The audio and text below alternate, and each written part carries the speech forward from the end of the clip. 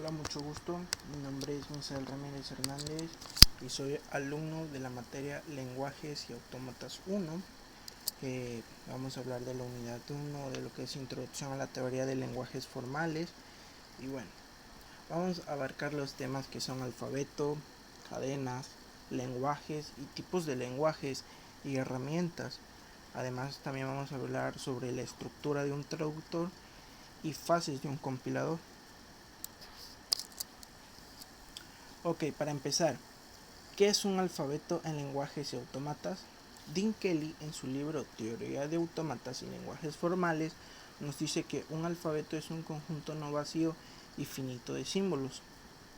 Otros autores como José M. Sampier y M. Vázquez de Parga nos dicen en su libro Teoría de Autómatas y Lenguajes Formales que un alfabeto es cualquier conjunto finito y no vacío de elementos que denominan símbolos y los denotarán con el símbolo suma.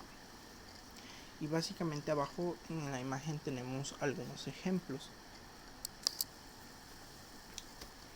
Y para hablar de qué es una cadena, bueno, como podrán ver, Dean Kelly en su libro Teoría de Autómatas y Lenguajes Formales nos dice que en su libro definirá cadena como una palabra y dice que una secuencia finita de símbolos de un determinado alfabeto es conocido como palabra o cadena. Reget Metowi y Jeffrey D. Ullman en su libro Introducción a la Teoría de Autómatas y Lenguajes y Computación nos dicen que una cadena también llamada palabra es una secuencia finita de símbolos pertenecientes a un alfabeto.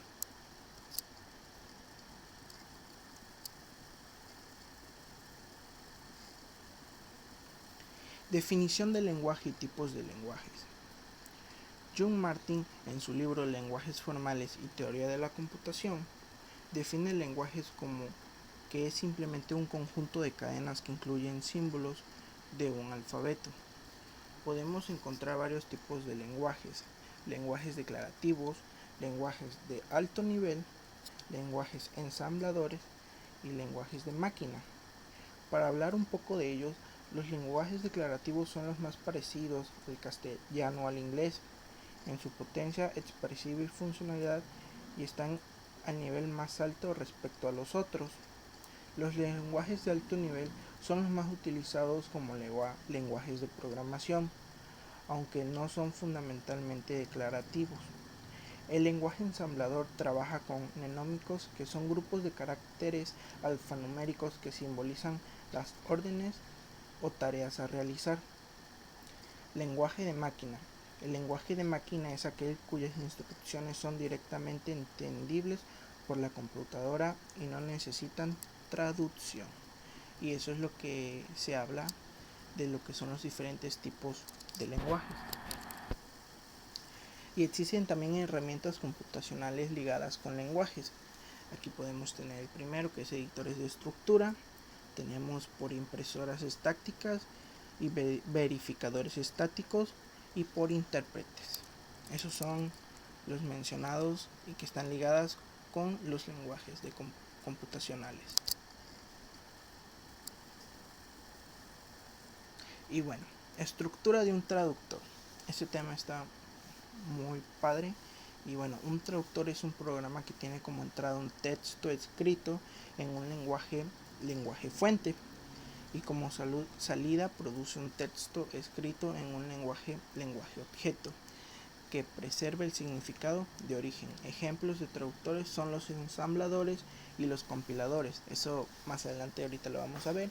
Y aquí tenemos una breve ilustración de algo que se asemeja a lo que es un traductor, que como bien lo veíamos, habla lo que es primero un lenguaje fuente para traducirlo a un lenguaje objeto. Y por último, fases de un compilador. Tiene lo que es fases de análisis, análisis sintáctico, reconocimiento de la estructura del lenguaje, análisis semántico, reconocimiento de la coherencia de la entrada, generación de código intermedio, transformación de la entrada en una representación de código intermedio para una máquina abstracta. Tenemos lo que es la fase de síntesis. Las posiciones de memoria se relacionan para cada una de las variables usadas por el programa. Después, cada una de las instrucciones intermedias se traduce a una secuencia de instrucciones de máquina que ejecuta la misma tarea. Y bueno, eso básicamente es todo del tema de lenguajes y autómatas, lo que es introducción a la teoría de lenguajes formales. Gracias.